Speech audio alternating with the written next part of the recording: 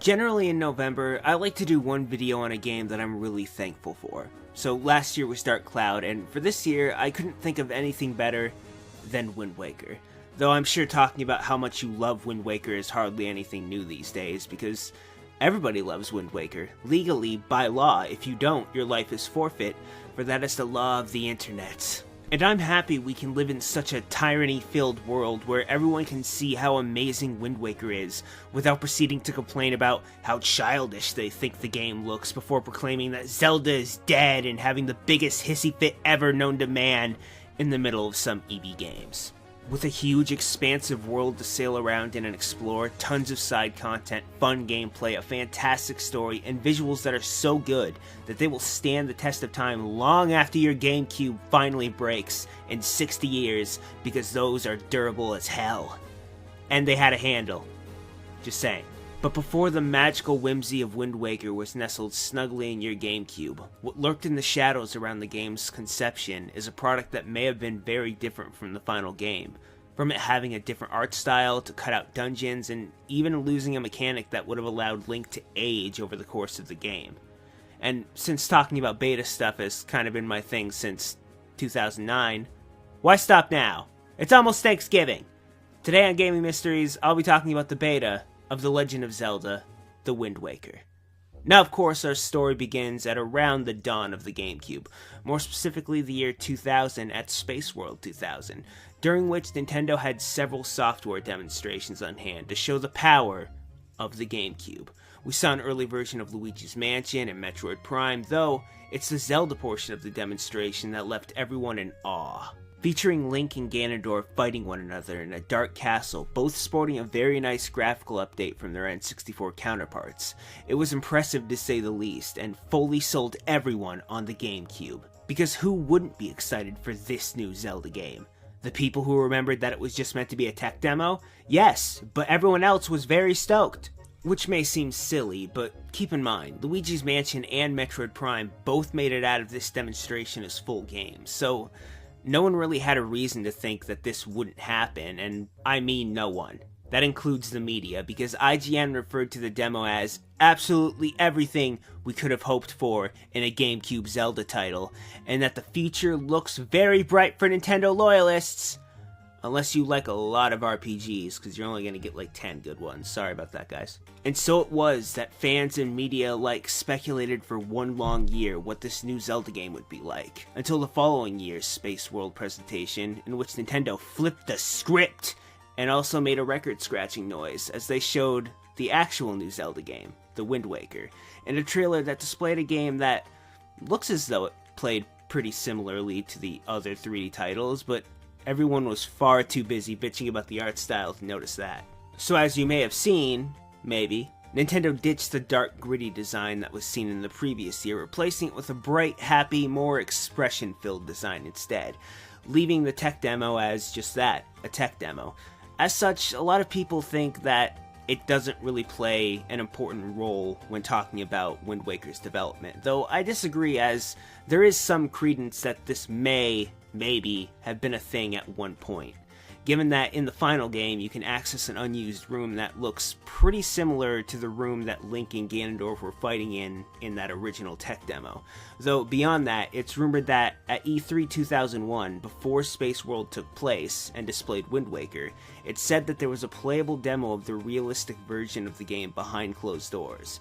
Now, this is probably bullshit, and by probably I mean it's definitely bullshit. But even if it is, the Zelda tech demo is a key part of Wind Waker's history, for at least the fans, or me, so I don't feel that it should be disregarded completely. Grid aside though, let's actually take a look at the trailer now and the beta of the Wind Waker. The trailer shows adorable Link fighting enemies in both an early version of the Forsaken Fortress and an early version of the Fairy Woods on Outset Island, and this cutscene, which I think may be taking place in a beta Forest Haven. Not really sure. It's beyond the fighting and partial cutscenes where we begin to notice some differences between this and the final game though.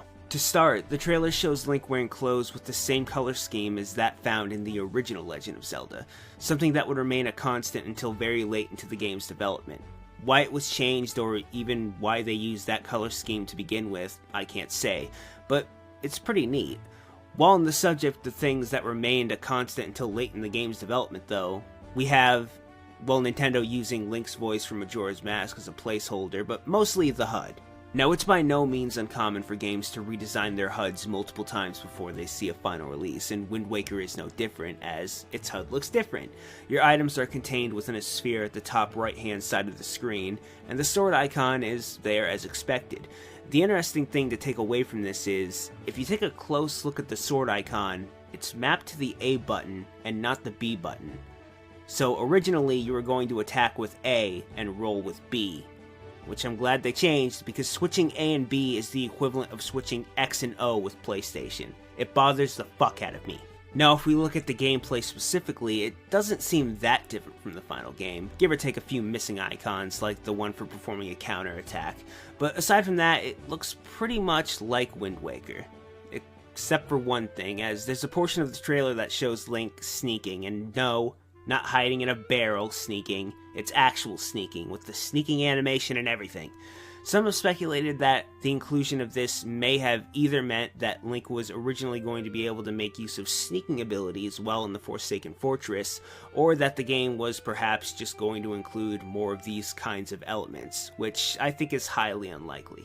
As when you look at the rest of the game, sneaking doesn't really seem to solve that many problems. Hell, the only reason you did it in the Forsaken Fortress was because you didn't have a sword, and you had no choice.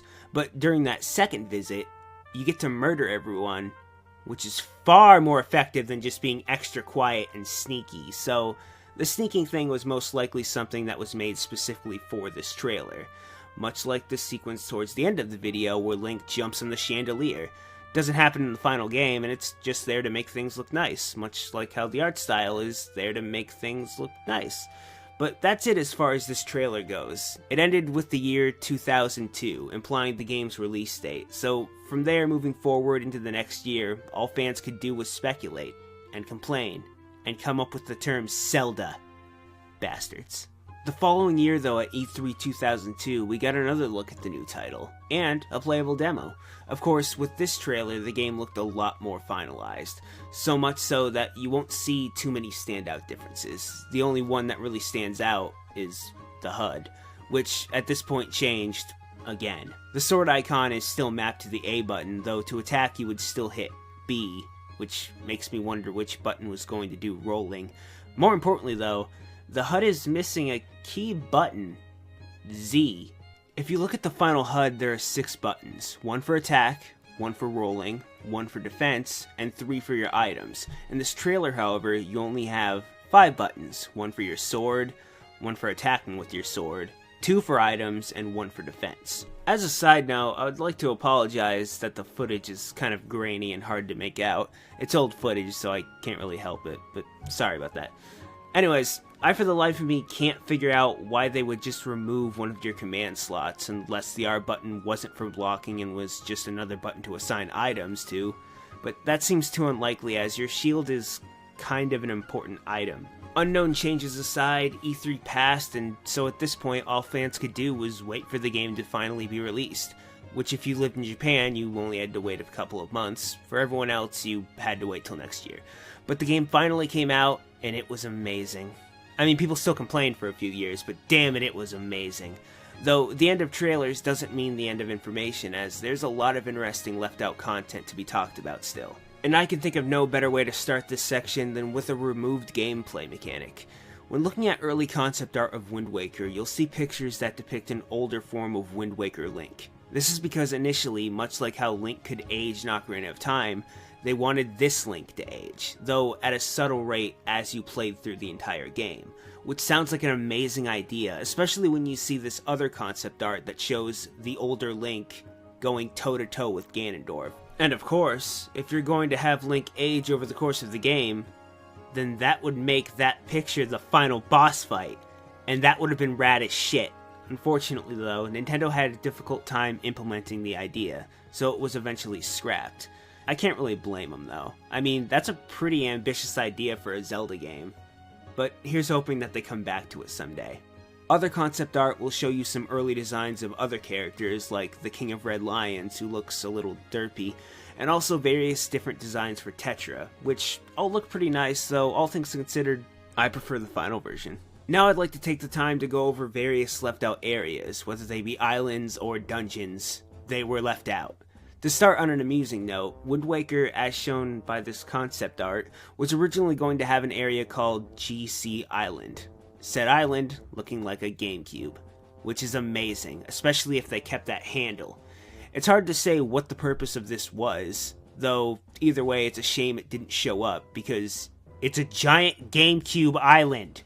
But for those bummed, lucky for you, Nintendo didn't ditch the idea of having an island based on one of their video game playing machine devices, as Phantom Hourglass received DS Island, which looked like a DS, if you didn't guess. So everybody wins, I guess. Next up, we have Stovetop Island, and this is a bit more elaborate, as it had a giant volcano, a hot spring, a cave, and what looked like a town at the base of the island, making me think that this area may have been meant to be playing a much more important role at one point. I mean, a volcano plus a village equals a dungeon, usually, sometimes, but since it was scrapped so early on, it's hard to pinpoint what its true purpose was. If nothing else, it looks important.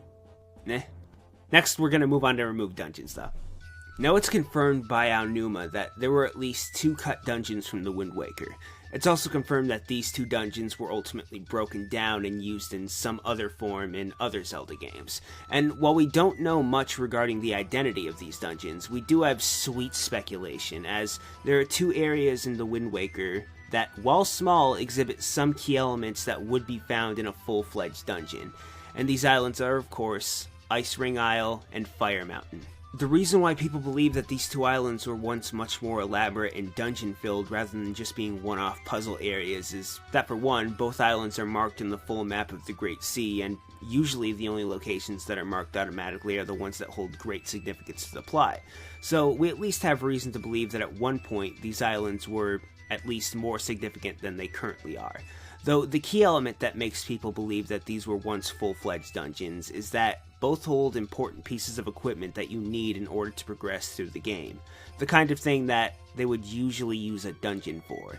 And it does seem a little weird that such important items would be placed in, let's say, dinky by comparison areas.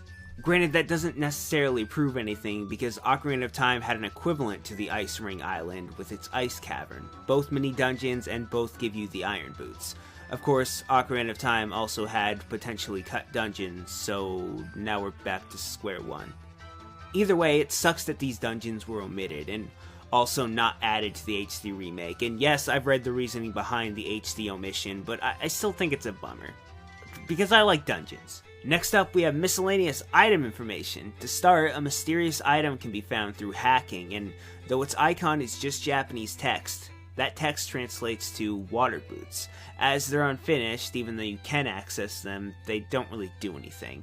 It said, though, that these were just going to be iron boots with different functions, and I think that's completely reasonable. I mean, the game is all about water. Why shouldn't Link have water boots that let him do stuff in the water? Like drown. The Skull Hammer was changed a bunch over the game's development, originally just being called Hammer, as it had no distinguishing characteristics at the time, though as development went forward, the item finally got its own identity as the Skull Hammer. Vastly more cool than just Hammer. While looking through the ISO of Wind Waker, you'll find that there are 2 additional sails that are left unused. One is called the Zora Sail, and the other is called the Tinkle Sail, or the Tingle Sail. It's unknown what either of these sails were to do, though it's assumed that they would give you additional abilities while sailing, like perhaps the Zora Sail would make you sail faster. If so, it could be a very early version of the new sail that was introduced in the HD version of the game. In the final version of the game, you were allowed to pick up dropped enemy weapons, and in the early versions of the game, when you do so, your sword icon would change to that of the weapon you just picked up, which is a very nice touch. So I can't really see why they didn't include it, other than the fact that your sword is usually more effective than theirs, so why pay attention to them? But I don't know. There was also a mysterious item called the Wind Waker Stone.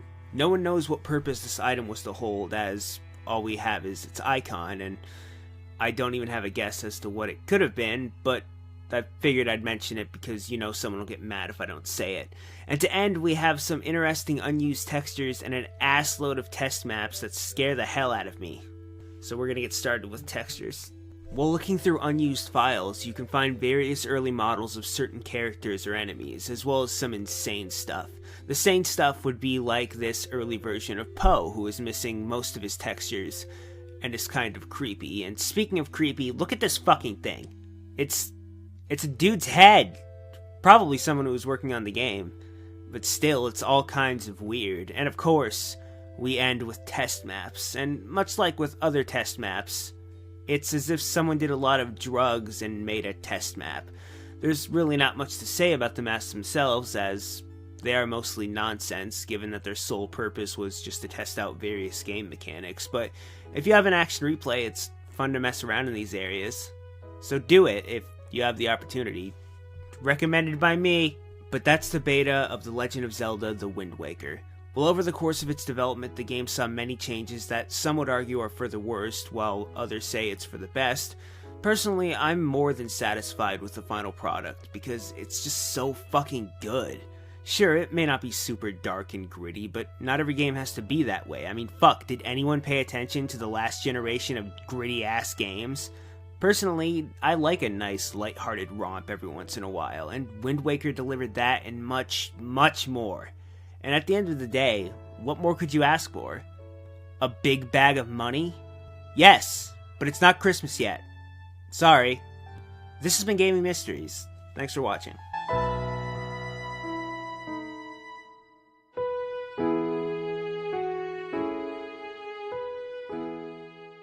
Hi guys, your Wind here, and welcome back to End Slate, the holiday edition of End Slate, because it's almost Thanksgiving, close enough. I just did a Gaming Mysteries in the beta of The Legend of Zelda: The Wind Waker, and I hope you enjoyed it very much, really I do. I've been meaning to talk about this since, April, but then, Nintendo went a little weird for a while there, so it didn't happen, but now I finally got a chance to do it, so yay. And it worked out, because, I am thankful for Wind Waker, and that fits the theme, so... But first order of business. Since this is a Thanksgiving End Slate, I'm not going to be whoring out my videos today, so I'm just going to go ahead and fade the two videos there at the top right there. There we go. Those are faded. I fade the text that says subscribe, but I don't have... I don't have a file of just my avatar person thing, so we're just going to leave it. Pretend it's not there. What I wanted to do is take this End Slate time to wish everyone a happy Thanksgiving, because I'm probably not going to be making a video on Thanksgiving Day. I'm probably going to be sleeping, and then maybe eating Thanksgiving dinner if I remember to eat. I don't actually know yet, but I wanted to wish everyone a happy Thanksgiving, safe travels, don't get killed. That happens sometimes. Just avoid Black Friday entirely, I guess. I don't know. Eat, drink, be merry, and then next month, do it again. So until the next video, which would be next month, I got it planned out, you guys, which means it's probably gonna fall flat on my fucking face. It's gonna be great. But I hope everyone has a nice rest of the week, and I will see you guys next time in a video, which is gonna be an Obscure Gaming, by the way. Spoiler alert, it's December, but even so. Bye, guys. Happy holiday, or not happy holidays yet. Merry Thanksgiving. Close enough. Merry Thanksgiving. Bye, guys.